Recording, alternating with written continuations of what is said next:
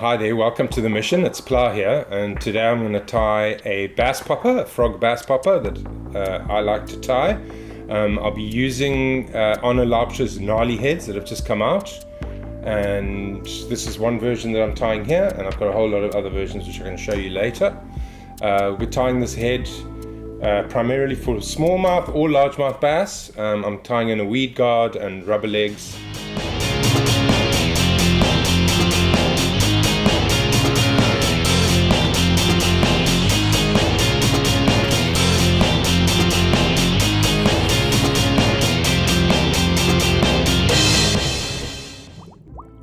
Okay, as I mentioned, I'm going to be tying these poppers using the Gnarly Headz, the Arno Laubscher designed popper head. They're great heads that are available locally and internationally, and they come in various sizes, various colors. These heads are available on their website. It's Scientific Fly, and you can buy the popper heads there, and you can buy ready-made flies if you don't tie your own. Okay. My first impression of this popper I thought was a bit of a gimmick, to be honest. I looked at it and I thought, okay, we're just like getting a bit carried away here. But having worked with them, I must say that I really like them. They've got a lot of useful features and a lot of little added, well thought through elements which make tying the head easier. And also gives you quite a very nice finish, and I've tested them in the water and they work very, very well. So I think the main features are obviously the very cupped mouth and quite a big mouth, which I quite like. Quite useful for like a small pop if you're fishing like a bass popper or something that's a bit slower and more static popper fishing. And then of course you've got your bigger heads that you'd use for your game fish and saltwater fishing, where you can strip really hard and it makes a big gloomph and does push a lot of water and will attract a lot of fish. So that mouth and that like cupped face really works for me. What I also like is the way that it's built with the depressed eye, so you can fit in a number of different types of eyes in there, and it fits comfortably, and there's no bits sticking out that can get caught in fly line and fall off or just get in the way. Another feature that I really like about it is this cupped back. That is a nice element in when you're tying. You can tie, I tend to tie my flies onto the hook and then put the popper head on afterwards. And what I do like is when you push the head on, it basically covers any tying that you've done and pushes a lot of the material back slightly, and also helps keep this material out of the hook so that you don't get fouling. Those are the main things. I mean, it's got quite an interesting structure. There's also portholes where the hook should go in and where the bend comes out. And as you can see, it's quite shallow so that you get a good exposure of your hook gape. So just to go through the materials I use for this fly, obviously the Gnarly Head popper head. I mean, that's what it looks like without anything painted on it or anything like that. And this is what I'm going to tie or use at the end. This one I've sprayed with glitter, and I'm using specific eyes, which I'll explain in a minute. And then I've coated it as well so that it's got a lot of endurance and stability. The traditional popper head, a lot of people love feathers to give you that like frog leg sticking out kind of effect, which I think works really well. I do tie them a lot like that, but what I prefer is I like using zonker, rabbit zonker. Here I'm using like a green with a variegated black in it. And what is nice is that it gives you a nice like splayed leg of the way a frog sits when it's in the water. So imagine that upside down. You've got your legs out like this, and that's how it sits in the water quite nicely. There's a technique to help keep those legs splayed out, which I'll explain to you as we go. I do also use rubber in the tail. I'm using these Grizzly legs. They're two-toned, and there's a way that I'll thread them through the popper head that I'll explain, and also to keep the tone on both sides, which is something I found out halfway through. I'm also using Maribou. I'm using two colors here because I'm going for a bit of a black and green look. I'm using black and green, or chartreuse if you want to call it that, for a lot of movement in the body for when it's fishing static. And I have put in little legs on either side. Those are for the front legs, or that's what we call it. And I put in a double weed guard here made out of 25-pound mono. For eyes, I like the idea of black eyes. Frogs tend to have big black eyes like this if you look at them. I'm using these like half spherical eyes that you get from craft centers. You'll find lots of different colors. I tend to use black, but you know, it's a bass popper and it can be any color you like, really. I tend to like going for more natural colors, but often, you know, something a bit more colorful and dark for like fishing early morning, late evening, or at night. I'll go for a black and a bigger popper like that. For this smaller popper, I'm using the equivalent of a B10S. So it's a B10S hook, number 1. That would work, but the ones I'm using, which I found in the shop, is the VMC version, which are virtually identical. The price is pretty similar, but they are available locally, and to me they seem a little bit stronger, but let's see. I haven't really tested it out on any fish yet. I mean, what I do like about a B10S is obviously they're super sharp and they're an amazing hook in general, but I like it because it's got a slightly longer shank, which gives you enough space to fit your popper head and some tying. And I also like the way the hook sits underneath and gives you quite a wide gape and good hookup rate. So I'm using 6.0 or 100 denier nano silk. Starting to enjoy using nano silk quite a lot more. It does slip, but if you tie tight and you do enough wraps, it's pretty solid.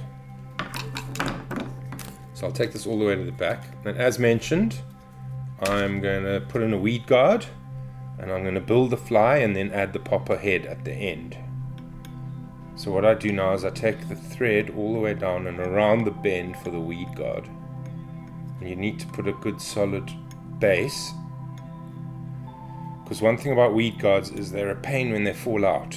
So it's good to give it a good strong structure and make sure they don't come out, because if you get hooked on a branch or something and a branch has gone through the weed guard and you give it a good yank, then it's not weedless anymore. Okay, so I start about there. Just as the hook starts to bend over, that's where I start tying from. I'm using 25 pound Maxima Ultra Green. It's stiff and thickish and works really well for poppers. I'm going to put in 2 strands because I really want this popper to be as weedless as possible, because one thing about bass flies is you want to fish them right in the thick of it. So what I do is I tie it over there, and as you can see it's curving this way around because this is going to eventually come around and do that. So what I do is I tie slightly to this side of the hook shank, and then the second one will go in on the other side, so that you have a nice splayed weed guard that protects the hook from both sides. So I'll take this all the way down to about that point to leave enough space, because that's where the main area that's going to be worked when you're fighting a fish. And I'll take it all the way back up to the top again, and then I'll put the other side of the weed guard on the other side. And this one you put in on the other side of the hook shank. Pull it out like this so that it stays on the side. And now you've got 2 splayed weed guards. I'll take it back to the top, make it very firm, make sure it doesn't slip in any way, and then I'll cut this little excess piece off.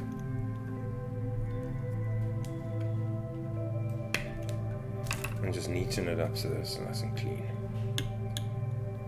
Right, so as mentioned, when the fly is done, I'm going to bring these 2 loops around and I'm going to tie them off like that so that you get your weed guard.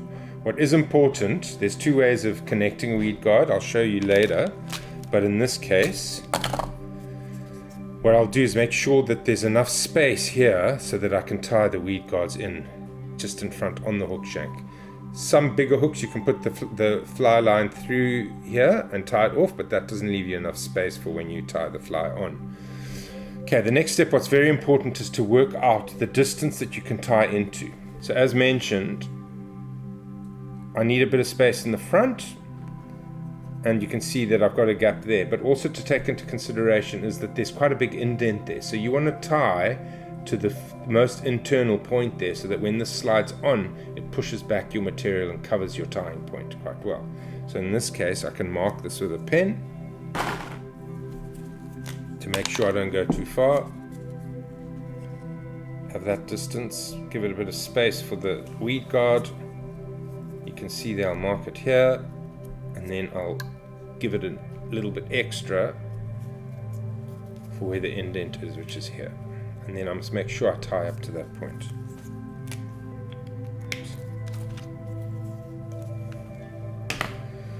So first thing I like to do for movement is I'll put in a little bit of rubber. I like rubber legs. I'm using these crazy legs, and I'm using black and chartreuse because that's the sort of theme color I'm going for. I'll pick out maybe 2 or 3 strands.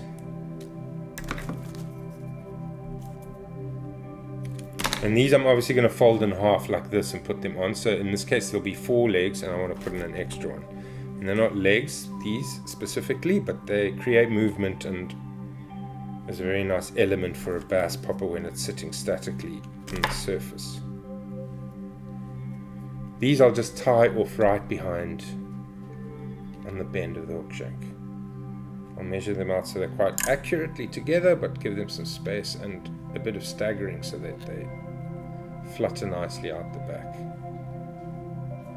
I'll tie those on like that. I'll put a drop of glue just to make it secure. I mean, one thing I do like to do is with poppers, because they're fished on the surface and because they are retrievable, if you want to use the right word, I'll take time tying them, and you can hang on to poppers forever, which is quite a useful thing compared to subsurface flies, which you often lose. So I'll put that in there and leave those dangly bits out there. Then I'm going to put in the legs now. I have a specific way that I tie in my legs. Maybe other people do it, I don't know. But we're going with zonker. I'm going with this nice chartreuse variegated version. You can obviously snip the legs off at the end. I mean, I would take the legs to be about 1.5 the length of your hook shank. I'd snip that off. And then I would cut a similar piece, similar length on the other side for the other leg.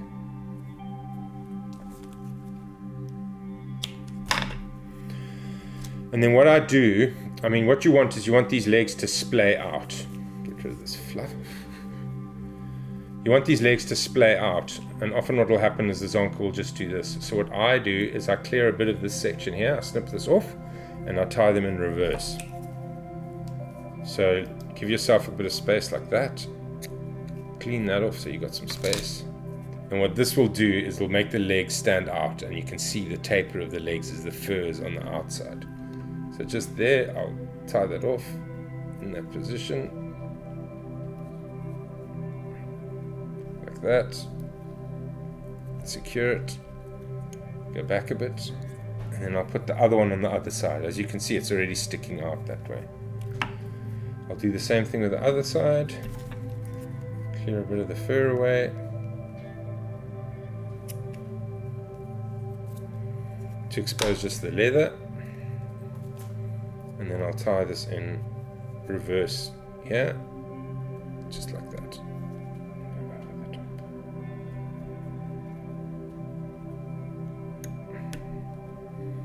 And as you'll see, these legs now are sticking out, making nice kicking legs.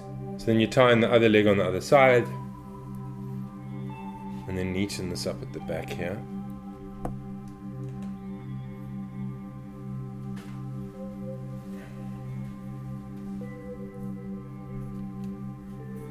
Keep the legs out of the way. And then tie this off.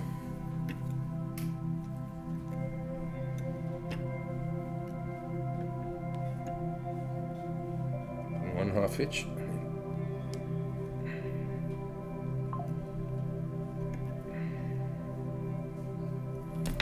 Tie that off, and then secure that with a bit of glue. Because as I mentioned, durability, these flies, I've got flies that have been in my box for years. And those ones that catch fish, you want to keep them. Okay, so now we've got legs on here. You can tie these, push these back, and secure them out of the way for the rest of the tying sequence. I use magnets quite a lot. They tend to hold the legs down in any position you want them.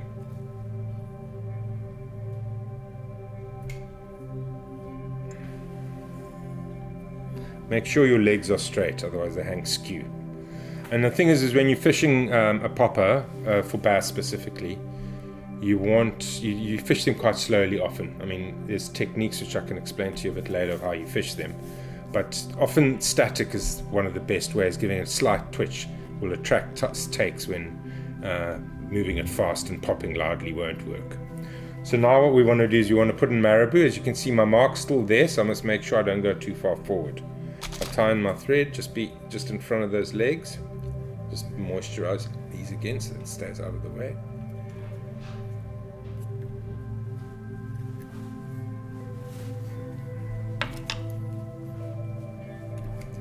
And then here I'm going to put in 2 strands of marabou, two batches of marabou. I'm going to put black on the back, and then chartreuse in front of that. So I'll take a piece of strong marabou. You don't want to put too much, because marabou, if you use it too much of it, it tends to just clot together and blob up and loses its movement. So keep it relatively sparse, because when it's in the water it just opens up and moves beautifully. Tie this in here like that, and then I'll also tie in the chartreuse in a minute. So obviously secure the marabou like that, and do a couple of turns, or as much as the marabou will allow.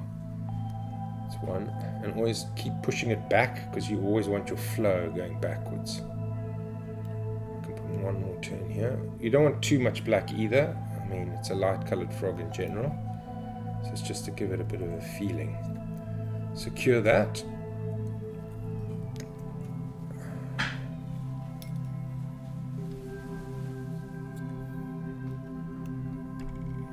Snip that off.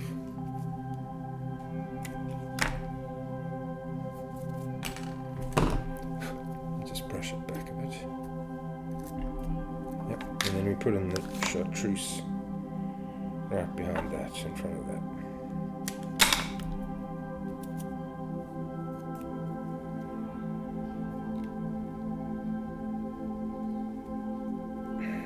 Right, and obviously remember, you don't want to go too far forward, otherwise we're going to be going into the space that's been left for the actual head to go onto. And then wind this around, just like we just did.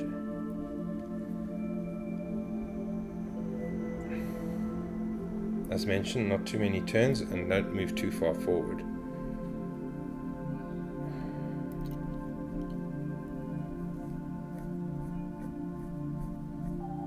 And be careful not to trap too much marabou underneath your turns, like I just did. There we go. And then tie that off.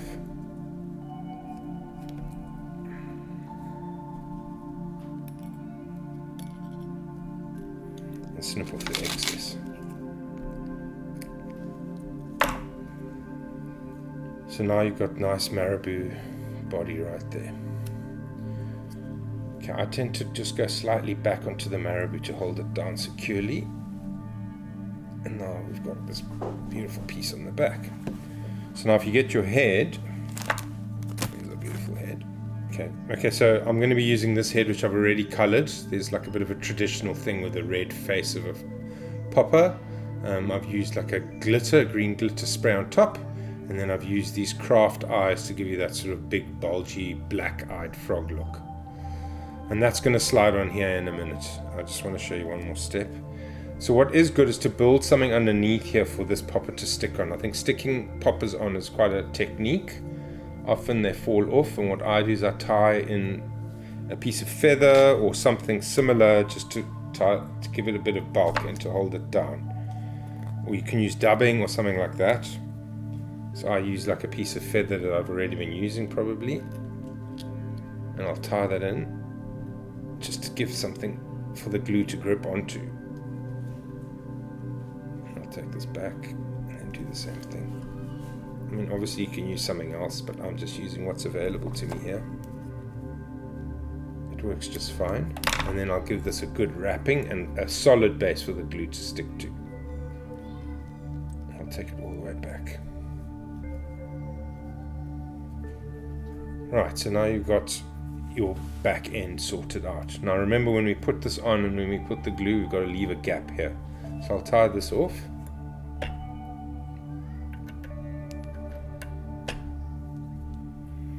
And then now I'll show you the gluing process. So I've struggled with gluing quite a lot and I've had heads come off. But Roo Harvey, who's a professional tyer from up north, showed me this, or shared it with me. He uses Gorilla Glue, the specific original Gorilla Glue, and the great thing about this stuff is it works with water and it reacts with the water and then expands.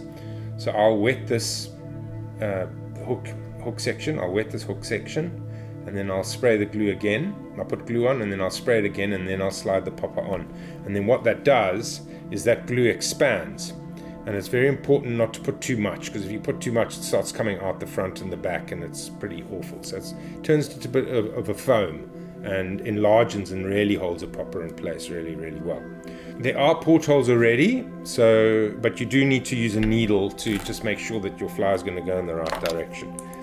Make sure your needle's clean. And a sharp needle sometimes doesn't work that well because it creates its own path. And then what you do is you just insert it in the hole, keep it straight and keep it in the right direction, and make sure it comes out in the right place. In the middle, like that.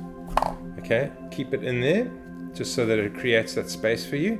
And then what I'm going to do is I'm going to put the glue on and I'm going to slide this head straight on. This is also a trick that Roo has shared. Spray that, then put a bit of glue on your bodkin and put that on. Remember not to put too much. You put too much, it's all going to squidgy out the bottom. And I tend to try and put more this end. Don't put any there, because when you slide the popper on, it's going to push some glue back. So that's ready for the popper head. And then what I'll do is give this a spray. And then you slide your popper head on all the way. Like that. And then what I'm going to show you now is we're going to put in rubber legs on either side. So we're trying to get this effect. Gives you the look of legs sticking out the side. These legs move nicely in the water. They give you micro vibrations. And if you give them a good tug, obviously they kick back. But the important thing is here is you've got to go in above where the hook shank's gone. Otherwise you're going to crash into the hook shank, and you just want to go straight through. So I use a bodkin with a sharp tip, and I'll plant it in there and just push it through. And hope it comes out the right side. So if you look at it now, it's pretty uniform and it's working. So I'll leave that in, and then I'll get my legs. I'm using these variegated legs, but obviously if I put them through, they're going to put both colors on both sides. One color on one side, one on the other. So I'm going to put them both ways, and I'll show you how I do that. So I'll just take a strand like this of two pieces. I'll cut it in half. And then this I'll put into a bodkin with a loop in it, one of these things, once I've pushed it through. So I'll pull it out. I'll push this through quickly. Comes out the other side. And then I'll put my legs into the loop, like that. Take it to the end, and then pull this back through the legs. They don't need to be too long. Just snip that off there. Gives you legs on either side. It's actually turned out quite well.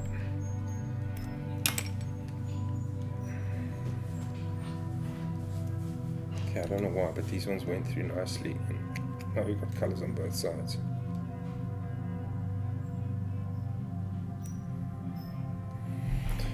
And there you have rubber legs sticking out on either side. That'll give you a lot of movement and give it quite a nice look. Okay, so now we've got our legs in. All we need to do is tie off our weed guard on the front. We left a bit of space here. I mean, I should have left a little bit more space, to be honest, but we can still make this work. And then you bring in the one side. I mean, what you can do with other poppers I tie, what I sometimes do is I put in holes in the bottom and then stick the weed guard into there with glue. But they tend to come out, so I prefer to tie them onto the actual shank of the hook. So I bring that in there, tie it around the shank. That, pull it tight. Don't pull it too tight because you can adjust the length. You want to get the length right so that there isn't too much of a gap between there. And of course, when you're fishing with weed guards, you've got to set the hook. And with bass, you should do that anyway.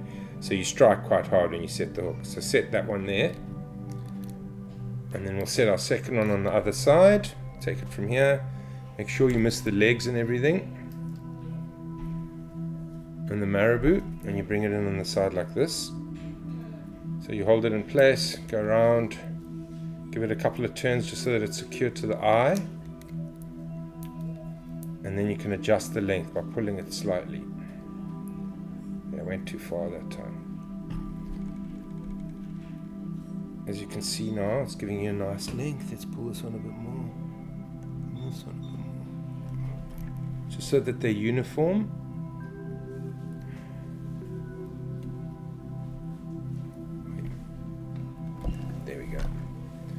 And then just take this, you can actually shorten these now that you've got them in. And then tighten this off. Go around. 2, 3. That's nice and secure now. So I'll snip these bits off and then I'll make a proper head there.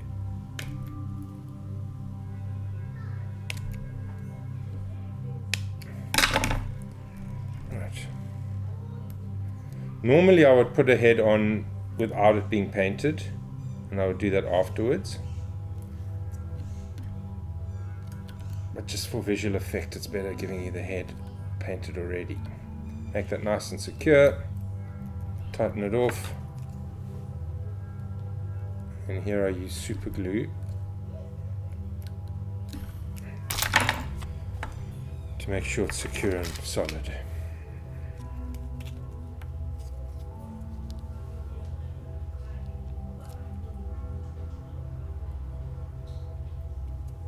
That sinks in, and then let that dry.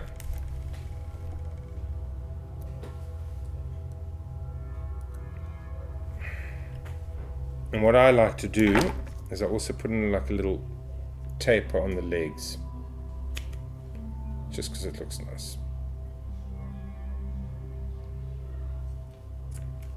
Snip it like that, so you got a nice V. So as you'll see now, you've got the legs splayed out nicely on either side, so they look like legs. You've got